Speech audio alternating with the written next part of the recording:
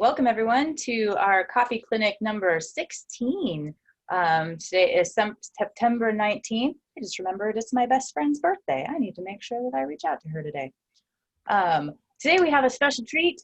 We have the social media team joining us today to talk about social media. And the way that I kind of have been looking at this, and I don't know if it's necessarily the title they've been talking about, but how I think of it is social media, why you hate it, and why your business needs it.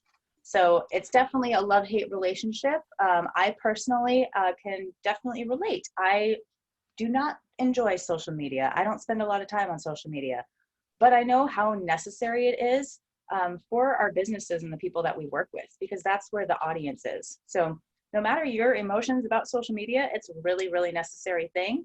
So I am very excited that I've got Shannon and Tori here to talk about how social media relates to copywriting. Then I will go ahead and pass it off to someone else, and I'm going to share my screen and get our handout on the screen. Hi, everyone. I think that everybody on the call right now knows who I am. My name is Tori, and I'm part of the Social Media Council. And yeah, so I wanted to start with like, why is social media important? I'm also not somebody who really naturally was drawn to social media, but from working on it in a professional setting, I started to see value, and I really started to see it as a creative outlet. There's a lot of opportunity to like express yourself and to create ripple effects to reach and impact people.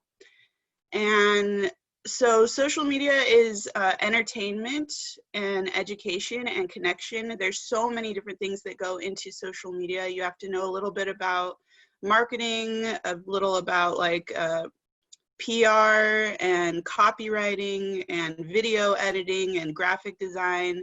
So you have to put on a lot of different hats, and that's why a lot of social media professionals, they'll focus in on one or two areas of social media to specialize in, because it's such a huge and ever evolving, ever changing thing to learn about. But the reason social media is important is it really gives you a chance to spread the word about your brand. Social media is a part of branding, and it's a way to establish two-way communication with your target audience. So essentially, you're creating a feedback loop with your customers, and you get to learn about them by like just trying things, just putting things out there in a very informal way, and then seeing what people react to. And in this way, you really get to know them on a deeper level than you do just by blasting out advertisements or not engaging on social media at all. So it's a very cost-effective way of advertising, and it gets more people to your website. I would say one of the main goals of social media is to get people from social media to your website in order to eventually get a conversion on that. So I don't know if Shannon has anything else to add. Anna wasn't able to join us today, but she did leave us a video, so we'll play that in a minute. But did you have anything else to add before we move on to that, Shannon? Yeah, I just kind of want to talk a little bit about like what our role is with social media content design. I'm doing it from kind of an ethical standpoint where we're really connection based.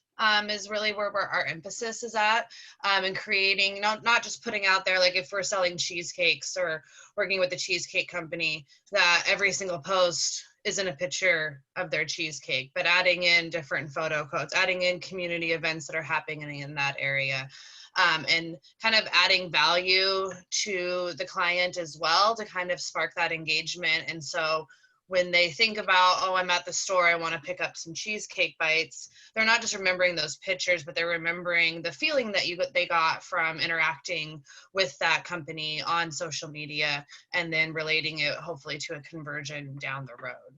And instead of just putting out content that's constantly sell, you're kind of doing it more in a passive way and just creating that engagement with the client and with the audience that will eventually hopefully turn over to a conversion.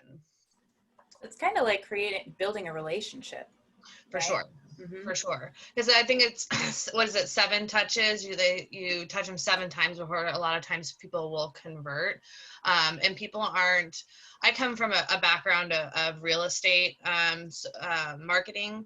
And so one of the big things I always pushed with my clients was, we're not putting out, I sold this house is for sale, sell, because people stop listening and they're like, oh, there's that guy trying to sell me a house again. So they scroll past it really quickly instead of, oh, here's the 15 best parks to take a toddler to article that, you posted out there.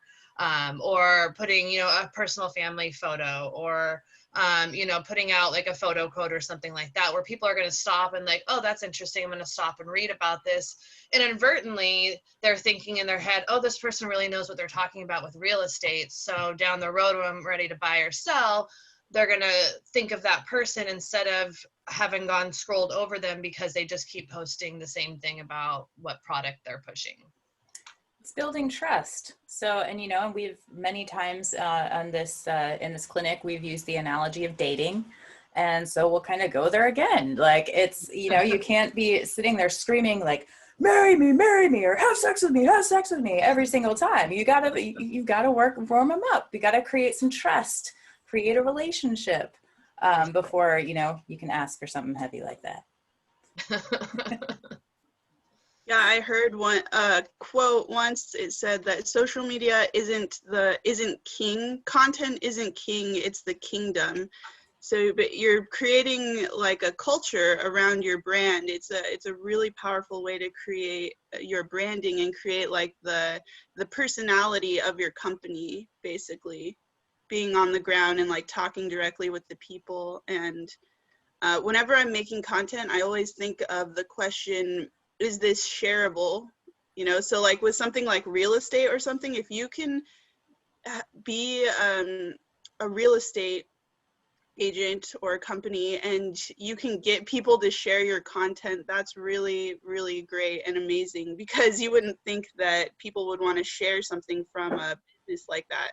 So if you can create shareable content, that's really amazing and key. Yeah, and the content that adds value to people, like legitimate value to their lives, and you're helping, make a positive change, as well as being out there for your company and whatever product that you have on the market as well. So I think that's really important to kind of put in there of what we do as the social media team. That is probably, it's different than a lot of other social media, departments and companies out there. Mm-hmm. All right. Should I play Anna's video? Sure. I think I have to reshare because I didn't share my audio. So let me do that really quick. There we go. Okay. I haven't met you yet. I am Anna. I am one of the social media council, one of the 3 of us. Thank you so much for coming to this crossover edition of the Copywriters Clinic. I wanted to lay a foundation for the ins and outs of social media for you, so you have an idea of what we're talking about and why we value copywriters so much. So first of all, let's just talk about some of the platforms of social media. You have a wide variety, and I'm sure you're familiar with some of them. Facebook, Instagram, Twitter, TikTok, Pinterest, LinkedIn. These are all different forms of social media. They can have different types of content on them, and actually sometimes they even serve different audiences better. For instance, Instagram is fully visual, where Facebook has a lot more written content, and LinkedIn is a professional network. So they have different types of things on there and different audiences as well. That kind of brings us right into content. So put simply, content is anything that is created to be shared on a social media platform.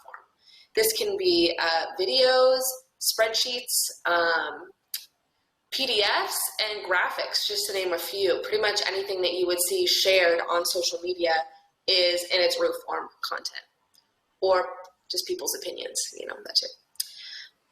So as content creators, which we are here on the social media team, we create things for our clients that then they can put on their social media to help grow their audiences, have others get to know their business better, and also to advertise their products. So depending on the business, this might be something different. Graphics is kind of a no-brainer. Sometimes videos, sometimes there'll be PDFs or high-value content offers, which is where copywriters will come in. But if you have if you have content that you're just spreading out to the world, you're missing one thing, and that is an audience. So one of the best ways and most natural ways to create an audience is through what is called engagement.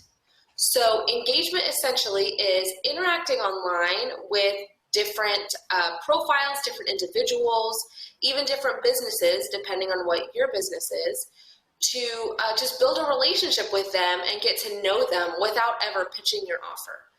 You want to add value, you want to add tips and tricks, if possible, that you know from your industry. You might answer questions that they've been struggling with, and just connecting with them on a real basis. This is most easily done on Instagram. That just kind of has the most natural platform for it. But of course, if you are determined enough, you can do engagement on LinkedIn easily, Twitter, Facebook, and even video-only platforms like TikTok.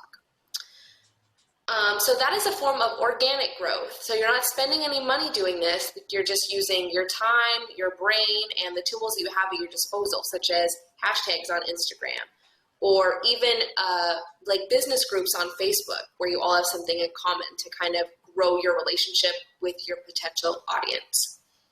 So that's organic growth. But then paid growth can be achieved through advertising. So advertising is using social media or just an engine like Google to target an audience that has the interest for your product already. So for example, creating a user profile with different common topics on Facebook. For instance, if you sell women's fitness apparel, maybe you are going to plug in different things like stay-at-home moms, working from home, women working from home, women interested in fitness, women who are interested in nutrition, all these different elements that can kind of be used to describe this avatar. And then you can use that avatar to target your ads on Facebook, social media, whatever. And then another form of advertising actually is called retargeting. So have you ever had it where you see a product and you're like, oh, this is perfect, this is exactly what I wanted. So you go to the website, you add something to your cart, and then right at the last minute, maybe your computer dies, maybe you get distracted, maybe you just decide, I'm not sure yet. So then you might notice that ads for that product are following you around on social media. It isn't spooky, it's just using the information that you can gather on social media and on websites to then keep that brand top of mind. And people who've already expressed interest in your product are considered a warm lead or a hot lead. So they're way more interested in actually filling out your form or purchasing your product, going all the way, than someone that has never heard of you. So that's why it's so worth pursuing those leads that have already expressed interest in the past. So that is retargeting. I don't know a ton about retargeting just because that's not my area of expertise. One other thing you should know about social media is that most social media professionals, such as myself, Tori Shannon, Joshua, a number of others, they choose one little area to niche down and get specific. For instance, in my business, I provide social media engagement and content to small business owners. So it's literally that specific. I'm just on Instagram, sometimes cross-posting to Facebook because they have a lot in common. But you're not going to always do all the things. And one thing that makes being a social media manager easier is copywriters. Because when you see a really compelling ad where the headline makes you stop and stare, that's copywriting. The product or the graphic might be social media, but you need the compelling copy. Or the really, really cool video intro that captures your attention on YouTube, maybe that's written by a copywriter, or the video description is that makes you be like, oh yeah, this is for me, I'm totally into this. So those are just a couple random examples of why copywriting is so necessary, especially when it comes to advertising and retargeting. Hope this gave you a little bit of clarity, and I hope you enjoy the rest of the meeting. Thank you for being here. Awesome. And I just like how, towards the end there, I just really want to emphasize how much these departments cross over and how much the social media and the copywriting really work hand in hand. And honestly, and even in media production too, because there's graphics involved. I mean, the social media really does take elements of all of these different departments and kind of merges them into one. So there's a lot of, in my opinion, I think there's a lot of flexibility regarding where your skill level is at. And then that's kind of where teamwork comes into play. I mean, when I first started doing social media with Joshua, I never even, to be honest, I didn't actually even go on to the social media platforms. I would write all of my copy for the advertisements and the posts within Google Docs. And then Joshua, his expertise was in the building and matching the graphics and all of that stuff on the back end that I didn't have the skills for. But together, like, we were able to bust out some really kick-ass ads and some really awesome social media campaigns. But so this is where, while yes, I want to just emphasize that while social media takes elements of all of these different components, all of these different areas and departments, that doesn't mean that you specifically have to know each and every one of those in order to engage with the social media department. That's just something I wanted to mention. Awesome. So she pretty much ran through this, correct? Yeah. Yeah. That middle section of the handout was everything that Anna went over. She's really amazing. She's very knowledgeable. If anybody ever has any questions about Instagram, Anna is the go-to person for sure. She is definitely, we'll get her to do a course on, or a class on engagement, because that's something that Tori and I have had our eyes completely open to, going into social media. I use social media and Instagram and Facebook, and really just from my real estate side of it, and then getting out of real estate, and Joshua being like, hey, like, you're already doing this, you're already like doing social media design, why don't you like help me out with this business and like this other stuff that had going on like a couple of years ago. And engagement has been a big thing on my mind since then, but when it started out, it was like, oh, just put content out there, and missing this whole other element of engagement, actually going on and spending 15 minutes every couple of days liking other companies' stuff, commenting on things, responding to people, and actually like developing that relationship instead of just pushing content out there and then dropping it and not paying attention to it again. So yeah, she's definitely like the... Yeah, and like I encourage people to, because when she kind of ran through it, she kind of went through a bunch of these different elements of social media. So maybe just since we have this on the screen, we can just kind of recap a couple of those. Where we have content creation. She mentions copywriting. So you were just referring to as a social engagement. So that involves the liking of posts and commenting and monitoring, that kind of thing, right? Yeah, and you actually go on, so on the way that we run stuff is that because Instagram has to be posted from your phone, we have Plannable, which sends a notification to my phone from something that's already planned in the calendar and says it's time to post for Convergent Wealth Partners. And so I jump on there and I go onto my actual Instagram and I change who I am. I've got like 3 different profiles, including like my own personal one. And so I jump on there, I hit publish, I publish the post. And at that point, then as the company, I go through and start liking other people's stuff, get other followers,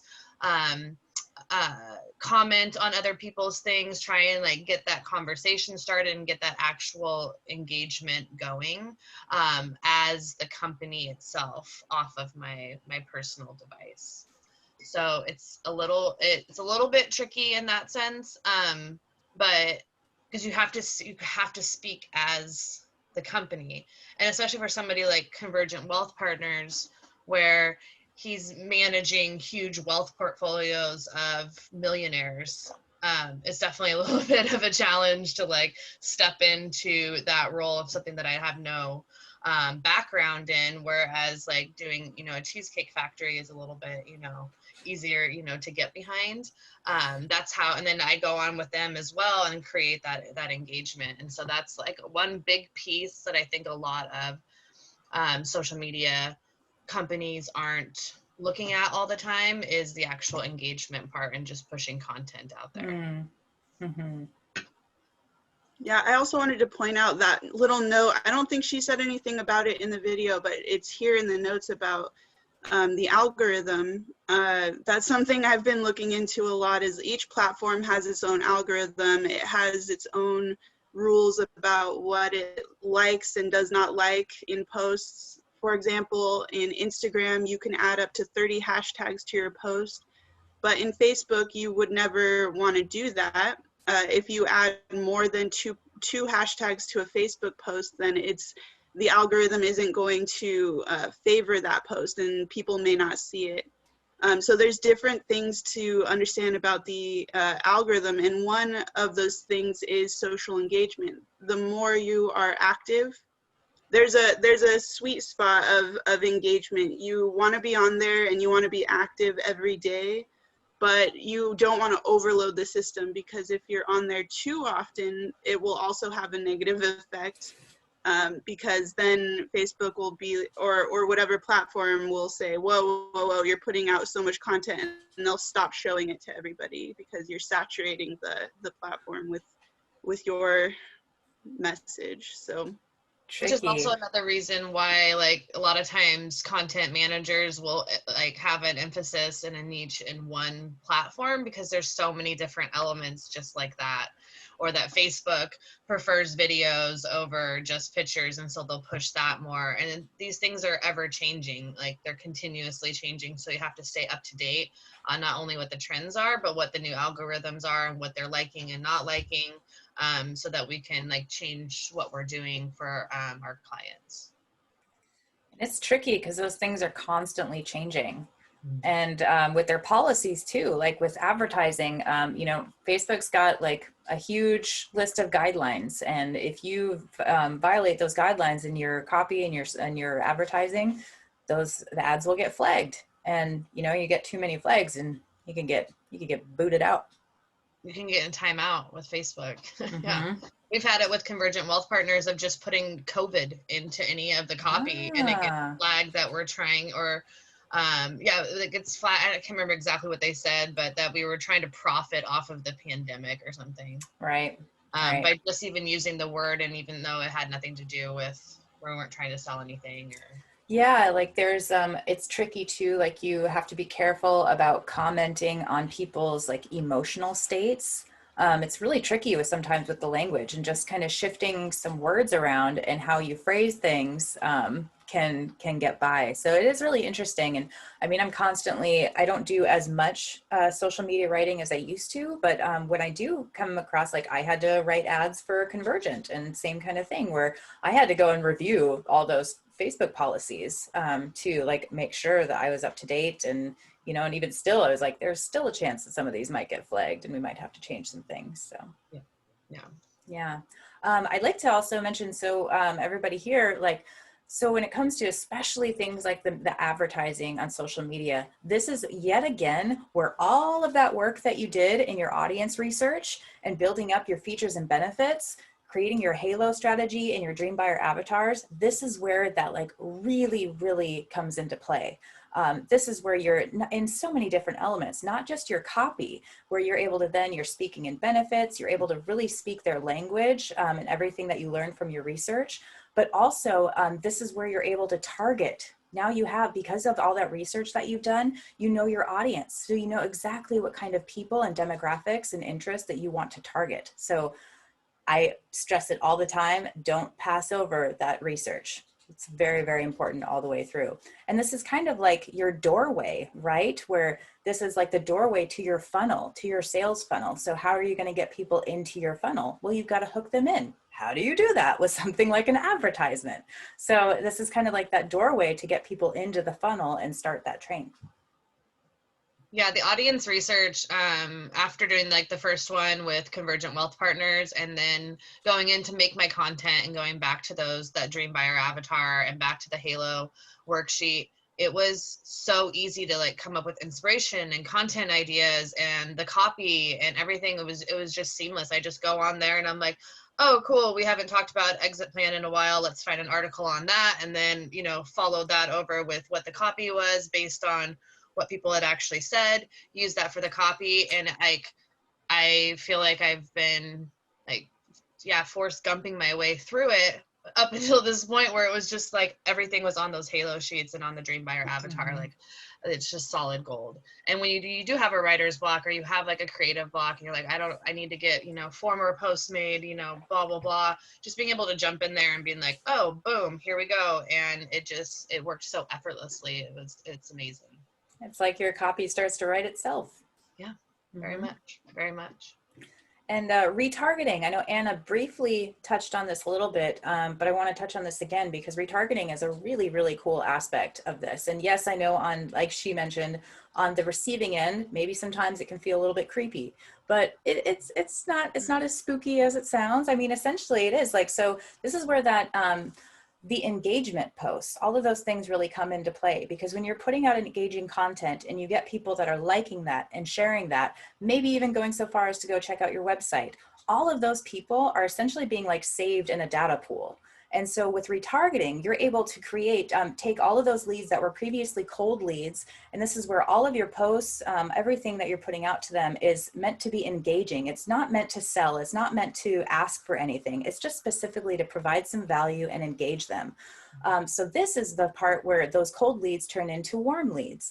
And now you're able to target those people specifically with just a little bit more language, remind them a little bit more about your product. Eventually, this is when you'll really be able to start pushing your lead magnets. You're going to have a really hot audience to be able to push all of that stuff to. When you have new items coming out, boom, you have like a whole audience of people that you can put that in front of that are already warmed up to what you have to offer. I'm curious, I don't mean to call out, but I'm wondering if Mr. Joshua has anything else to add on retargeting, since he is the retargeting guru in this room. I understand if he's busy too. No, sure. So retargeting is really important because you want to be able to follow up to people that initially show interest to you. So it's one of like Facebook's like coolest features, and they just did a like new update that makes it a little bit more easier. Just because, yeah, as we all know, you're being tracked when you go online, and so Facebook has put coding on everyone's websites by enticing businesses to be able to use this.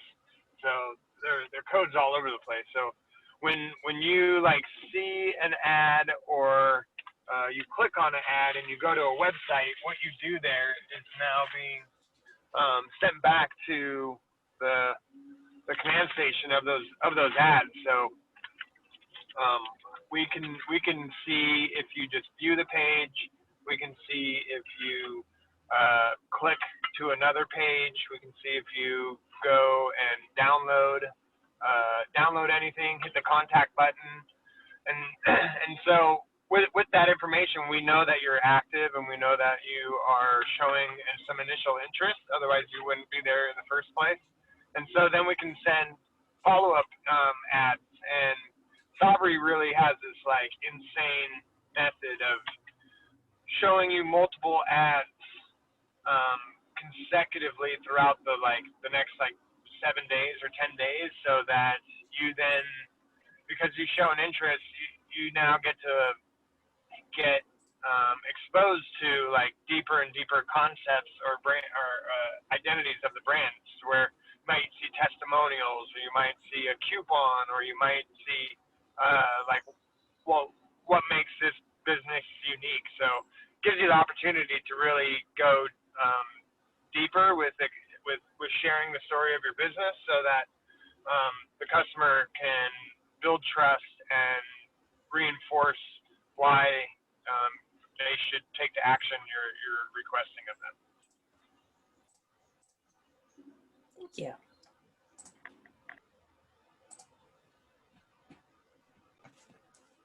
Awesome. Any questions or extra comments before we keep rolling along? Okay, cool. All right, tips. I think we've covered most of the tips for content creation just in our general discussion, but there's a few that we could go a little bit deeper into. So pick one platform to start with. As we said, each platform has its own rules and culture. Social media is constantly changing and evolving. Learn about the algorithm. So I've heard it suggested that you should pick your one main platform. Maybe it's YouTube and you're putting out YouTube videos and that's the main meat of your content that you want to promote, and then have a supporting platform. So, you know, Instagram or Twitter is usually the go-to choice as the supporting platform. And that way you can keep up to date with it and it's a little bit more manageable than if you're trying to be on everything. You know, quality over quantity is a good rule of thumb.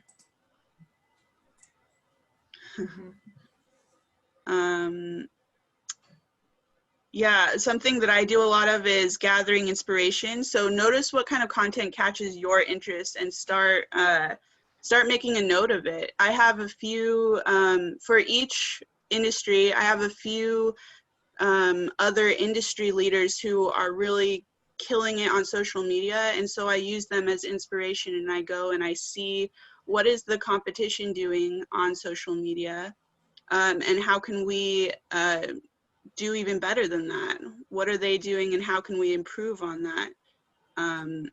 So taking inspiration. Shannon, do you want to do? Yeah, I was going to say, I think that's something too that with the Autonomy Unlimited social media platforms that we'll really be delving into when it comes to like who we follow on Instagram and getting some of those other like quote unquote our competitors, because competition does breed inspiration and it does breed creativity. So I think that's something that we'll really be delving into once we get those platforms up and running. To just kind of see what everyone else is doing out there and kind of up our game continuously of what we can accomplish. The next one, so keep up personal and develop your company's voice, use first person, I, and we. That goes back to what I was saying before of when I'm going out there and creating engagement with different clients that I'm taking on their voice and the saying, the I and the we, and making it first person like that is more engaging than making it third person, and it sounds very pitchy and very salesy and kind of cringy. Whereas if you're taking on that first person, it feels more natural, more approachable, and there's more trust in those words than there is from a third person perspective. And trying not to sound formal, like that's so hard sometimes. I have to like put out stuff and I'm like, oh, that was really bland. Like, and that's kind of where the there's some similarities in writing for social media as with email marketing. There's definitely some differences, but there's a lot of similarities in that you want to be conversational, you want to sound like a real person, like talk like you're speaking to a human, like you're talking to a friend. Yeah. And that's definitely like been a challenge in writing social media, because like especially coming from like a real estate side of things where it is a little bit more formal, trying to like just feel like, how would I write this if I was writing this on my personal page, you know, and kind of keeping that in mind. Like I'm talking to a friend right now. I'm not talking to a potential client or someone that's going to buy one of these products. Like I need to be talking to a friend, because then the trust is being built there. It's like it's an exercise in empathy. You're always asking the question, you know, what would I want to see, or what is the experience of the audience if they're scrolling, you know, just understanding the nature of social media and why people are on social media and thinking about that, like what state of mind are they in? They're just scrolling through and they're not really looking to be serious or to have advertisements or professional rhetoric thrown into their face. You know, they're usually doing it on their downtime, unless they're another person in the industry who's doing the same thing as us. Right. Yeah, but I think that's something like really good to emphasize is what they're doing at that point. They're sitting there just scrolling and not, on their downtime. So you want to talk to them as they are. And that's, in a very casual state. And I think that goes well with like the start a strong headline. I've noticed, especially in the last, I would say last couple of months, that Facebook feed has gotten really filled up with sponsored ads, or there's a sponsored ad and then there's somebody I know and then there's a sponsored ad. So it's getting filled up quite a bit with ads. So people are going to be a lot more likely to just scroll through very quickly past those ones and getting in a habit of that. So having a strong headline that gets people to stop and question and is engaging is even more important now than it was even just a couple of months ago. Absolutely. And, it's that attention stopper. You've got to break that scrolling chain. And so it's a combination of a super strong headline and an eye-catching image. And that's where one of the newest, tactics that we've and Joshua has started implementing from Sabri Subi is the hand-drawn red circle. Yep, the red circle. Yeah. Where it's not even really circling anything important at all. It's just intended to just stop the habit, the habitual scrolling, just to grab their attention and get them to stop and say, wait, what? And then they want to read, and then they read the headline. The headline is then that's critical and super, super important, because that's the other part of grabbing their attention. So they see this image, they're like, what is that? Then they read the headline, create some intrigue, and then they want to read the rest of the copy. I mean, you essentially have about less than a half a second to grab somebody's attention on social media before they've scrolled down and they've gone past. So yeah, it's a crazy small window of time to actually capture somebody's attention. Especially on our phones. Where it's a smaller screen and then you could scroll even faster, and it's those thumbs going and before you know it. And I've definitely had it where I was scrolling and then I saw some kind of image and had to scroll back up wait, what was that? And that's the effect essentially that you want to have. Yeah, and starting to notice that too, since starting with Autonomy Unlimited, I've been really focusing when I am on social media and I'm scrolling through, what is stopping me, what is capturing my attention, and paying more attention to that than just being oh my god, those pants are so cute. Going back up to what part of the image did it trigger me. Sarah, I sent you a link to Jim's running ad right now if you want to show us an example. I saw this. Did it not pull up? It didn't pull up the right thing that I can see. These just seem to be random. Put in "get financial liberty" in the search up top. You should go to, that's their social media page, right? Ideally, maybe I'll have to look. A second. Please, want to keep talking? Go for it. You took the PDF away. Oh, I did, didn't I? You don't have a copy? Oh, we were just talking about headlines, catching people's attention, and then the next point was talking about shorter social media posts have been proven to produce higher click-through rates than long, complex ones.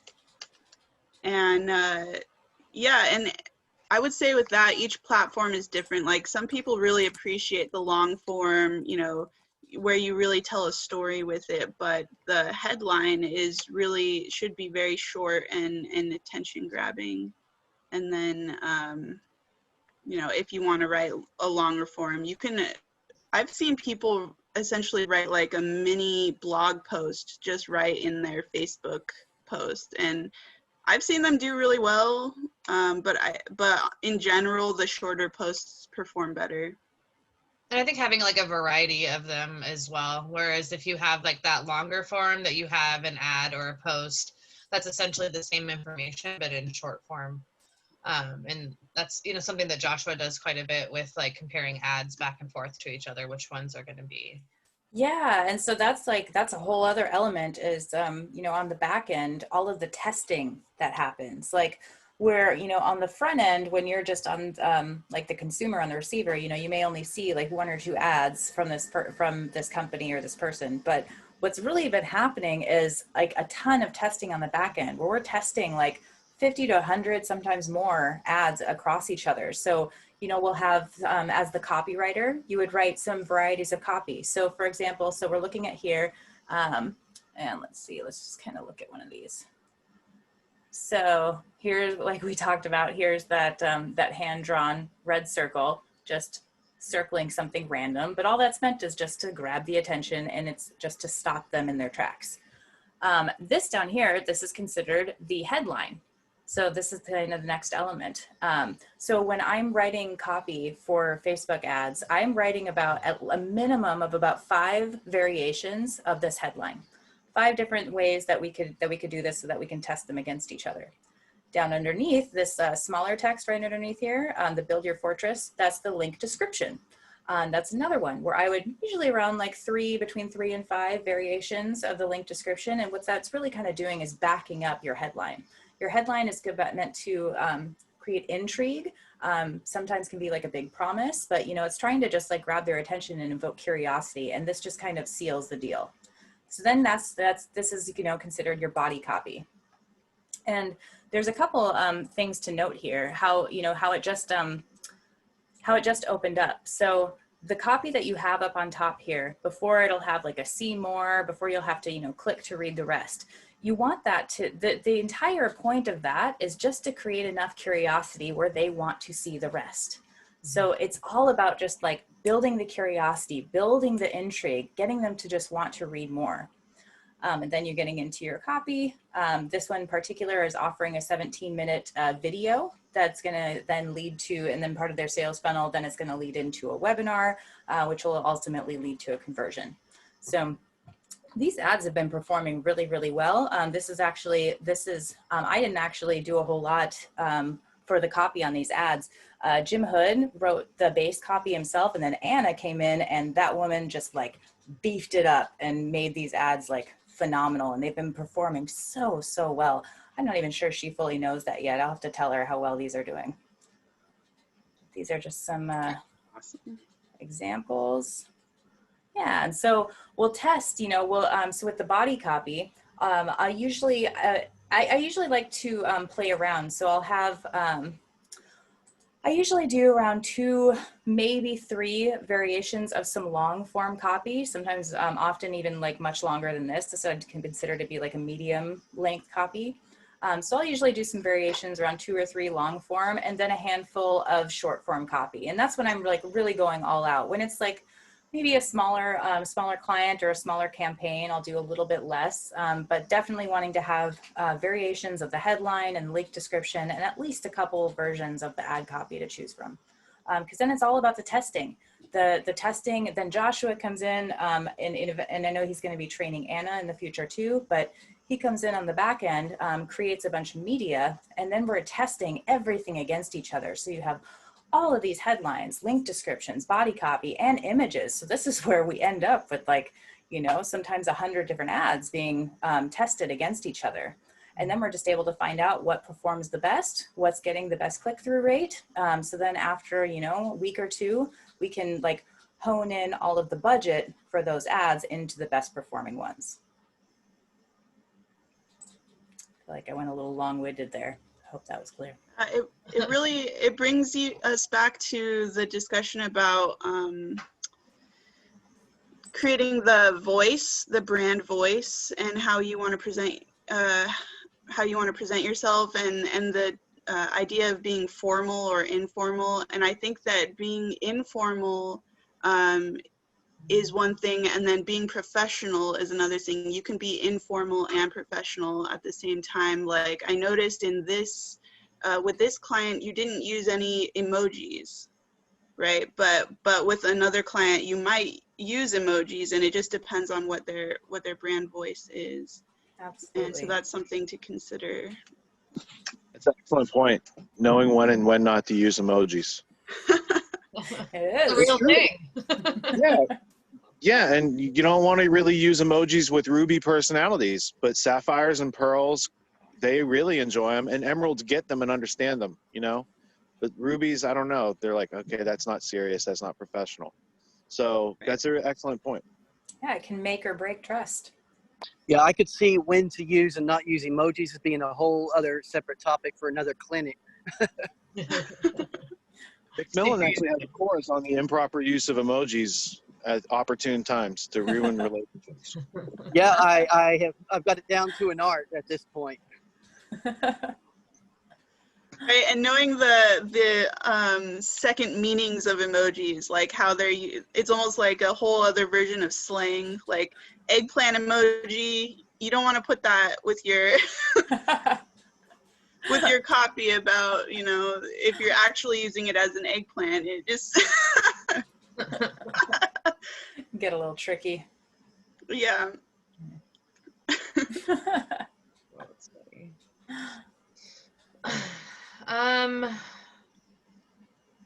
It's kind of number 7, pairing your copy with the right visual media. Goes back to like how those ads are done. Because if you have that best copy line and then your graphic doesn't line up with it, you've just got someone to scroll down again, and vice versa. Yeah. So I think that's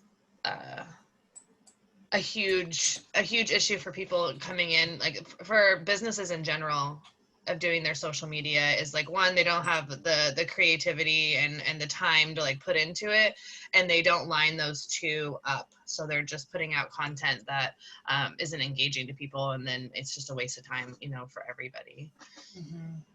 And most people that are running businesses don't have time for social media. And I think they don't have time. It's how much effort has to go into it. And it gets so overwhelming and bogged down, especially if you're not normally active on social media. It becomes this huge beast of burden, and people get overwhelmed and just kind of go into paralysis mode. So I think that's where like the social media team and just having social media content managers is so important to all small businesses and projects and platforms, is people that have put in the time to understand all of it and take out the guesswork, and also adding that level that we do with Autonomy Unlimited of the Halo technique and the advanced audience research as well, just becomes this massive value for new clients coming in. I'd like to ask you these questions. So, because, you know, I could imagine it's possible that people listening to this could be like, holy crap, I had no idea that there was so much to social media.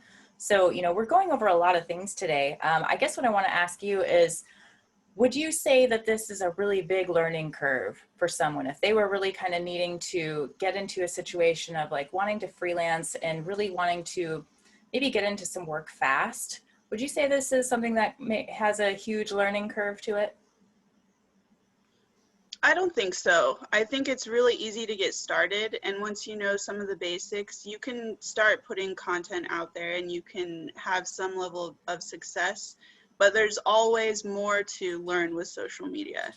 So like you can always just post things on social media and you know, you're just having conversations with people, but to really leverage it for marketing and understand how to use the audience research, how to look at the insights and adjust your course and all of that, you know, it does take a little bit of effort and follow up. Yeah, and especially because I think that if you just went in there and we showed somebody how to use like Adobe Spark or Canva or any of these other tools that we use to actually build the content, and you have a creative mind and you can make things aesthetically pleasing and engaging, I don't think it's that would be that difficult on like that level. But like Tori said, it's constantly changing and evolving, and you have to stay on top of it.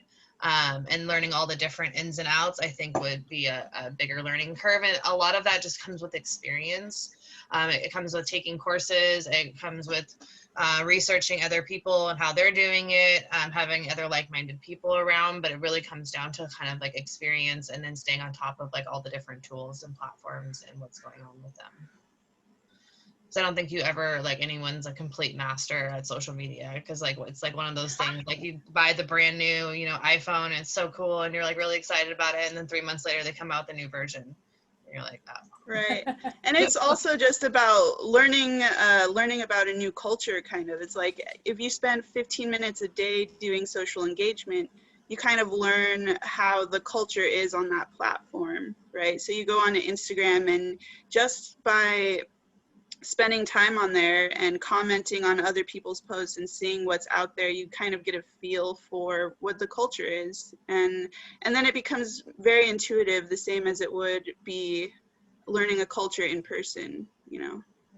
Yeah, I totally agree. And then each client that you have has a completely different audience and a completely different culture, and you're on a different part of social media than you've ever seen before, you know, because of what you're engaging with. So I think, Exactly. yeah. And then, yeah, each client brings up something else, and each client's on a different platform, and they have a different voice, and they have different colors or fonts, or, you know, you kind of like, when I go to sit down for a client, I'm going to work on that client for an hour and a half, because I'm putting myself in as that client, and I got to stay like focused and in that mindset. So when I switch over to another one, I'm using a different voice and different emojis and different tone kind of thing. Right. So that's a good point, is like the learning curve is different depending on the client too. So if you're getting clients that are, you know, in industries that you already know a lot about, then the learning curve is going to be less, you know. Yeah, if I get a real estate Because client, it's just a no-brainer for me. I'm off and running right. and like ready to go.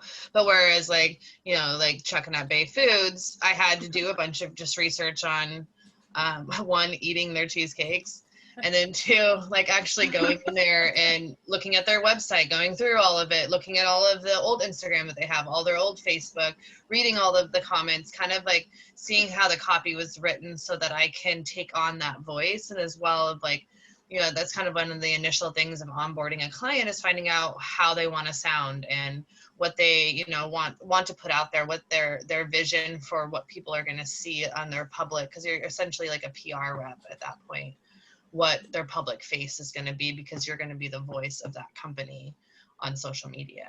So it's kind of, it's, when you think about it, it's a big responsibility to take on. So I really appreciate the Plannable app in general, so that the client can go on there and, you know, approve everything. You can go back and forth and have some dialogue, and then the post gets scheduled and is out there. I was going to ask if you'd be willing to have us take a look at Plannable. Yeah. If that's capable. Let's see. You Because what's up? enable me. I just did. Because it's just kind of to follow up with what you were just saying, is that your role is strategizing what kind of posts are going to go out and when, and scheduling. And making like the actual content calendar. So Convergent Wealth Partners is a good example. So this is what you guys all see that? Yeah. Yep. This is what the actual calendar looks like. Is it on monthly? It is. And so this post has already gone out. That's why it's not highlighted anymore. Each platform, so up here, Convergent Wealth Partners uses Twitter, LinkedIn, Instagram, and Facebook. Each one of those, if I'm putting out a graphic or a video, wants them in different sizes. And so I go into like whatever different program that I'm using, and I have to resize each image to fit the dimensions of that platform. So that's why this is one post, but it's going out onto the different platforms in different sizes. So after a client approves something, then you have to go back. I usually do it that way. I wait, because if they have a bunch of stuff they want changed, I don't want to change it on 4 different ones. So I just make the one initial post, they approve it, then I go back and change the sizes on it. Once they're done, they get a little green box that says, hey, Leah, approve this post. And then I go ahead and schedule it for the platforms. But going down, let's see, next month, I put out ahead of time placeholders. So this one says photo quote. This one is an industry article, blog, video, newsletter, whatever. Local community post. And so when I'm going to sit down and be like, okay, I need to do, 2 weeks worth of, 2 weeks worth of content, then I know which one, which category I'm going to do it through. And then also like when people first, my computer keeps doing this, it's so annoying. Get off there. What calendar, like holidays that they want to celebrate. So like, for example, this in Washington State is Indigenous Peoples Day.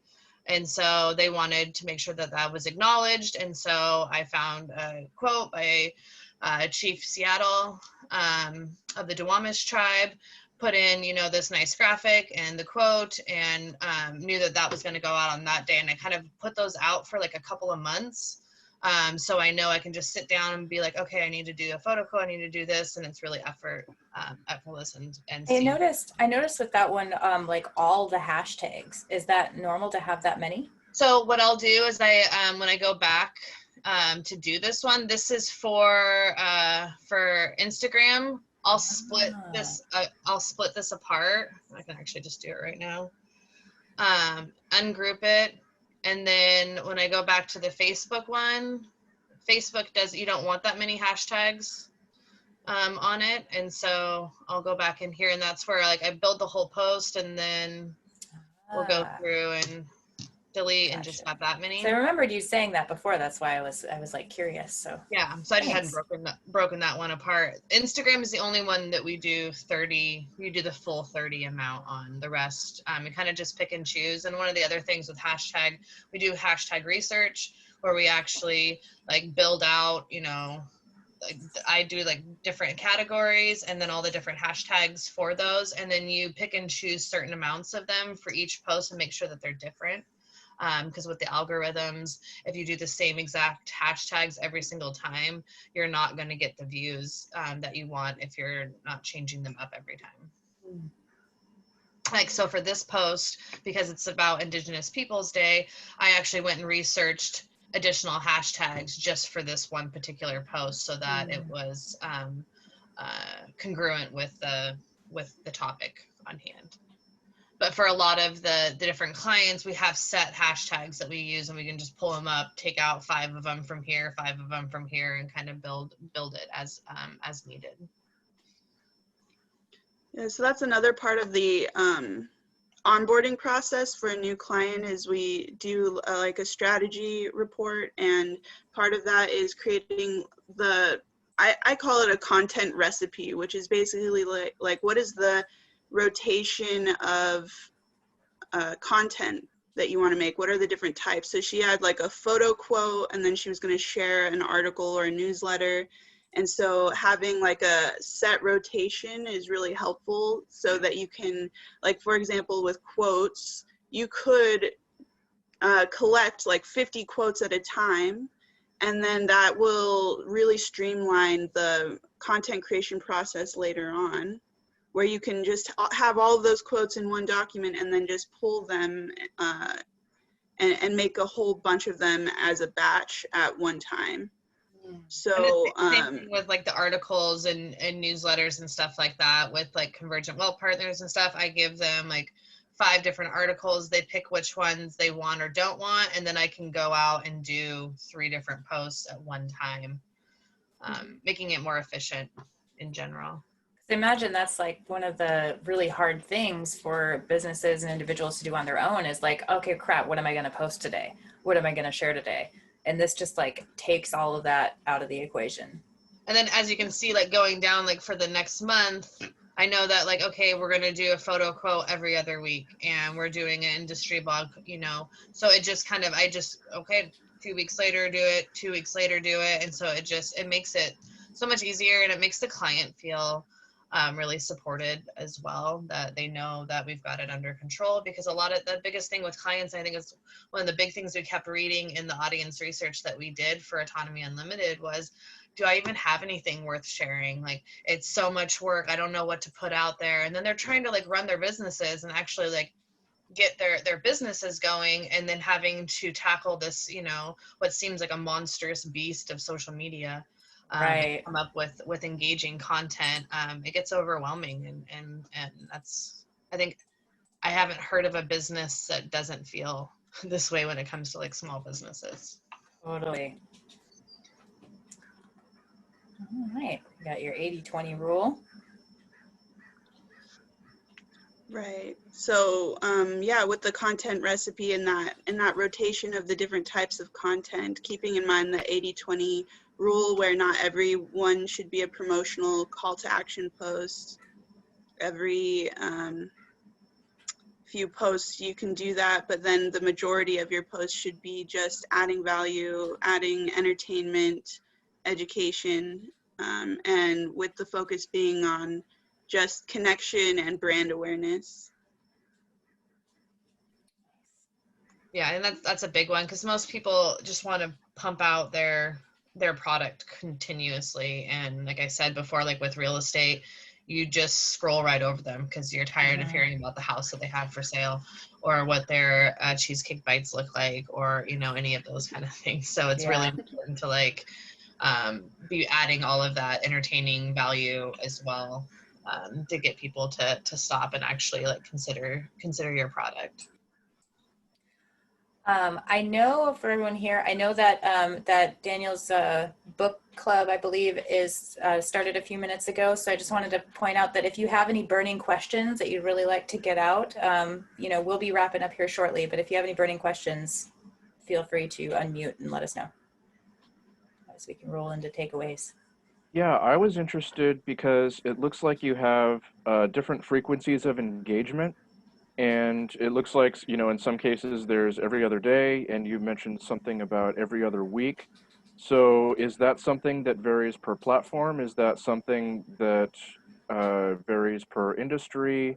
Is the timing of that focused around avatar research? Like, how does that model look for planning a schedule for engagement for a particular client? Good question. Most clients, it depends on like what package that they sign up for. Most clients are on a 2 post a week.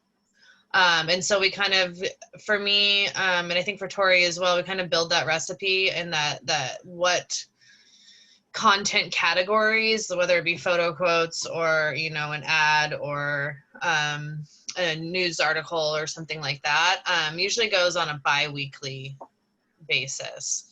Unless it's something that needs to be weekly. Like for example, Homer for Convergent Wealth Partners has like a weekly like video blog that he puts out there about what's going on in the industry. So that's going to be every single week.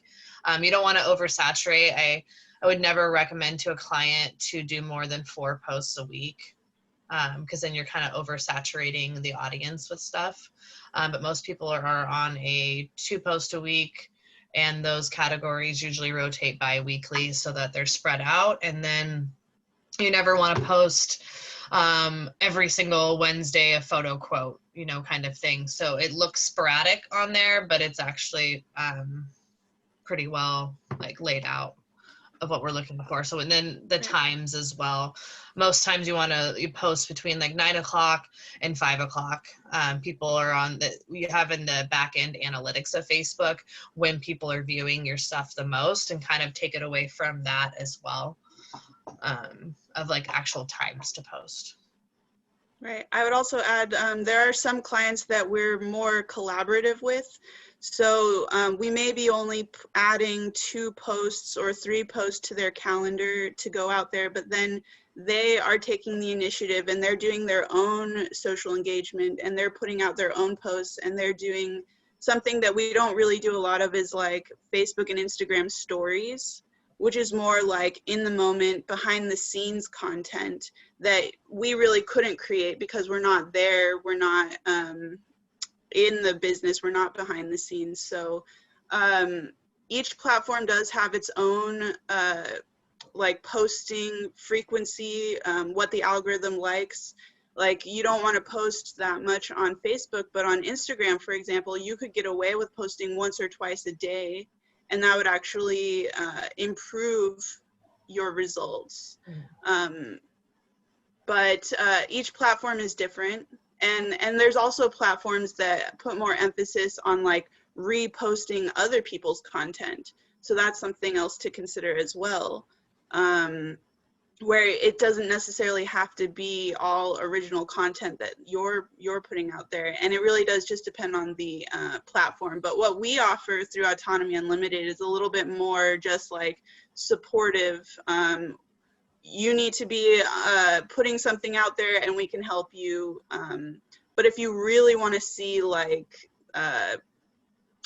amazing results from social media, it does require that personal interaction where like it, for example, we do have one client where we work closely with her to create videos where she'll actually do interviews and interact directly with her audience, and that has been really, really valuable. Yeah, I think each client is different of like what they need, and one of the big things that now, especially with Anna, as part of the council, really taking that engagement to the next level and offering that as a service to clients, whereas Autonomy Unlimited wasn't doing that before. And that adds a ton of value because then people don't have to even like go on there to beef up their Instagram and get that kind of engagement. So I think that's kind of the next piece of the puzzle for us. Awesome. I want to breeze through the takeaways and then we can open it up for any more questions. Sure. So obviously social media to impact people. The big thing I hope that everyone took away from this is the engagement portion of it, that you're just trying to engage with that audience, with having that only that 20% of like a call to action and like what you're actually selling. It's building that authentic relationship through a virtual means, and like connecting with people on that level. One of the things that how I got into content design and social media, I just love being creative. I love making things look pretty. I love having, you know, all these cool tools that Joshua is always like throwing at me to like make new art and new graphics and be able to like research the quotes, and it's always something new. I'm always using my right side of my brain in that creative side. So it's a lot of fun. And then it's also really cool when you're getting that back end analytics and you can see the actual like fruition of your efforts, and you're getting that turnover for clients, and it's working. So that's part of the thing that I really like about it. Yeah, and it also, I wanted to add to that it's also, you know, part of it is following what the trends are. There's always these new trends on social media, right? Like Throwback Thursday or whatever, and you can go along with these things, but it's also an opportunity to try out new things and try and set new trends, at least for yourself. Like try out different things and see if people respond to it, because it's not like there's these rules about what you can and cannot do. Just see what people respond to, and some of the results are kind of surprising. I'll just put something out there and then it'll just blow up and become viral, and I'll be like, what did I do right? I don't even know. And so through that way you can learn from it. Yeah, and I like that there's not really any rules other than like, you know, the Facebook parameters that they keep tightening down on, but you can, right. Yeah, they're getting a little bit like ridiculous about their stuff, but you can throw something out there and you know that like the next day, even if it's like wrong and it didn't work, the next day or a couple of days later you're doing another post and you learn from that one, and so you can kind of like have a lot more freedom to play around with stuff. Than if like you're putting out just ads, or you know, having to put a lot of money and time into the back end of it. Yeah. The last takeaway is just putting out a consistent pulse of content, remembering that you need to be seen and have fun with it, basically. Not take it too seriously. I like that. Yeah. That portion of it too. And if you go into actually like content design with that that mindset, posts are a lot more engaging, a lot more fun, a lot more informal. I'm curious. So I'm wondering, so there might be people listening that even though, you know, they're hearing all this, they're understanding the value in this, but they're still just like, oh God, I hate social media. I don't want to spend time on social media. I'm curious to hear from you two. How much time do you actually have to spend on social media for your jobs? Any? Not much at all, actually. Yeah, Like it's I not spend very most of my time, like doing content creation on different like graphic design tools and stuff like that, and writing copy separately, and then just throwing it into the calendar. The only thing I really go on social media for is 15 minutes of social engagement for those clients that I'm doing that for. And what ends up happening is I go on there for 15 minutes and you start really getting into the conversations and the content that people are putting out there. And there's a lot of times where I'll set my alarm for 15 minutes and I'll end up doing 30 minutes really easily. And it's all adding value to their business. Yeah, To that I would say the same thing. It's not, the only time I really get on there is when I do make an Instagram post, because it goes to my phone. I'll use that time right after I make the Instagram post to do my engagement right afterwards and just get it knocked out. And for example, like I was flying home from Ohio last week and I was sitting on the plane on the tarmac and I was posting for Convergent Wealth Partners and doing my engagement real quick before we took off. So it, it doesn't take. Yeah. And when you're on there with a goal, like 15 minutes of social engagement, that's all you need. Like it's different when you're going on there and you're getting distracted and you're just on there to peruse and browse. That's when it really starts to suck away your time and your life. But if you're on there with a goal and you're doing it for business, 15 minutes a day is all you need. And it's not your personal, like it's different when it's like your personal account and then all of a sudden you're like going down the rabbit hole of like who's doing what or whatever, and now you're shopping and you're somewhere else. When you're on somebody else's, it's not like people that you know the entire time, so it's easier to like stay focused on it than if it's like your personal one. Because I could see this misconception of being like, oh man, well, if I start doing social media work, that means I have to spend all my time on social media.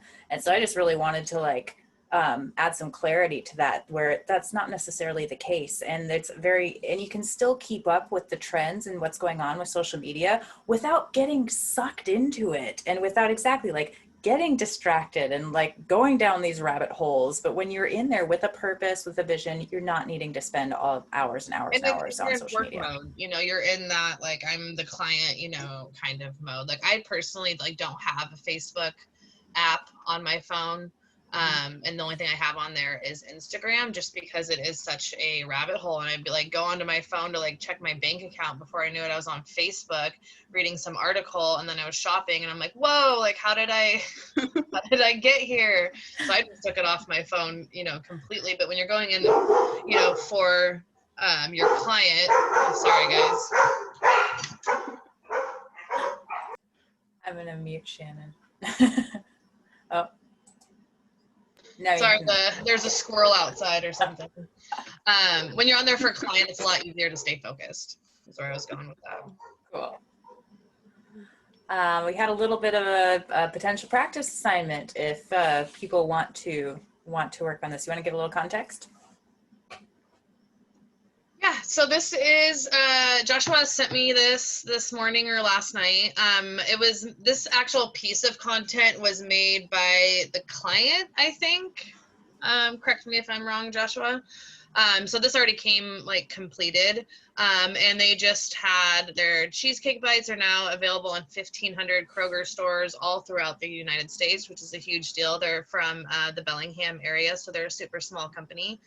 And he wants to get this piece of content out, and it needs copy to be engaging. So I thought we would throw it out there and see what you guys came up with, and kind of see a little bit of piece of what we always want to create the content first, and then we do the copy afterwards usually. Gotcha. So there you go, guys. There's some practice if you want to play around with that. I'd love to hear if there's any more questions, comments, besides from Shannon's dog. All four of Shannon's them. dog made my dog bark, and my dog never barks. Really, really quietly twice. Like, what? No, Cody, they're all working dogs. They're all Australian Shepherds and healers. So they're They got a lot of work to do on this property. They have to keep all those squirrels at bay. Uh-huh.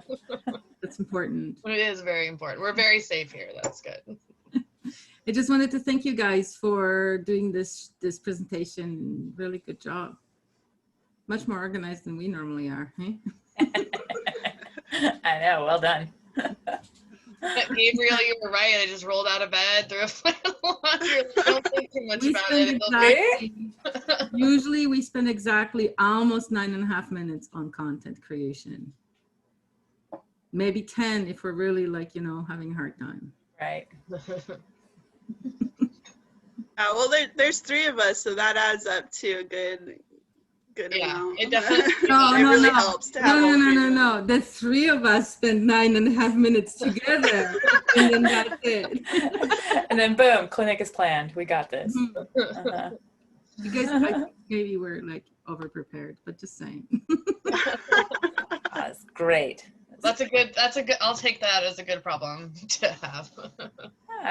And I do hope that you'll return in the future and we can go like a little bit deeper on some of these elements.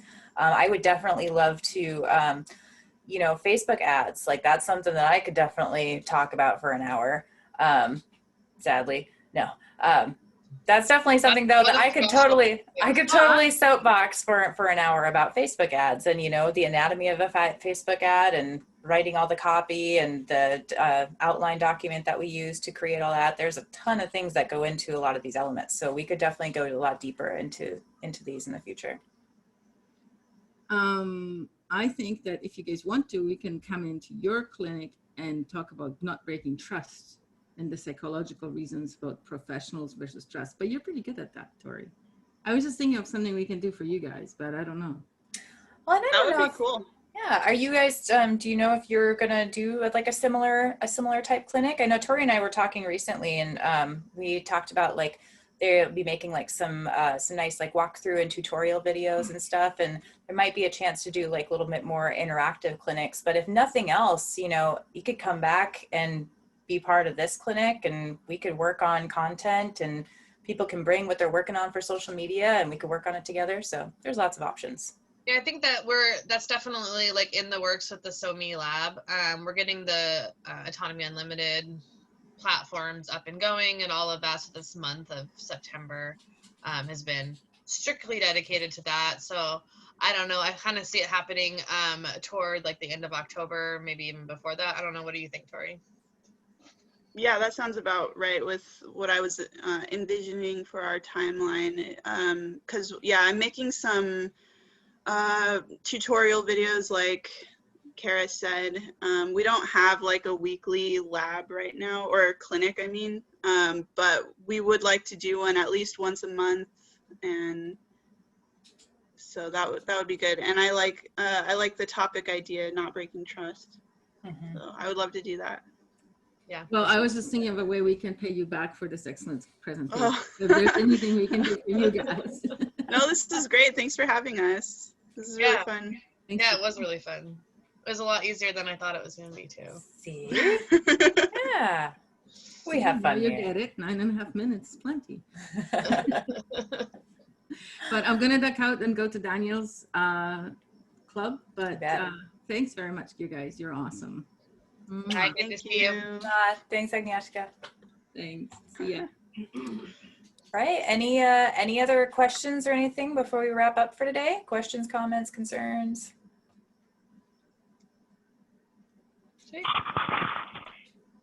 Hey guys, can you hear me? Yeah. Hey, Lisa. Okay, great. I was at the grocery store, so I was listening in, but anyway, I just wanted to make sure you could hear me. Can you hear me? Kind of. You're cutting in and out a little bit. Okay. Let me just take my headpiece off. Okay. Can you hear me? I think so. Okay. Yeah. All right. My earpiece was going in and out. I don't know. It was doing the same thing at the store. Anyway, I just wanted to say, great clinic. Thank you guys so much for being, guests this week, because that was really enlightening and I appreciated it very much. And I thought Anna's presentation, the video, was excellent too. So thank you to Anna whenever she's watching this. Yeah, she's Thank definitely you. our video lady. She's so comfortable in front of the camera. Yeah, it reminded me of Joshua, of like the videos we get from Joshua. I was like, this is great. Thank All you. right, that's all. Have a great weekend, guys. Yeah, you Thanks, too, you Lisa. too. Thank you. Thank you.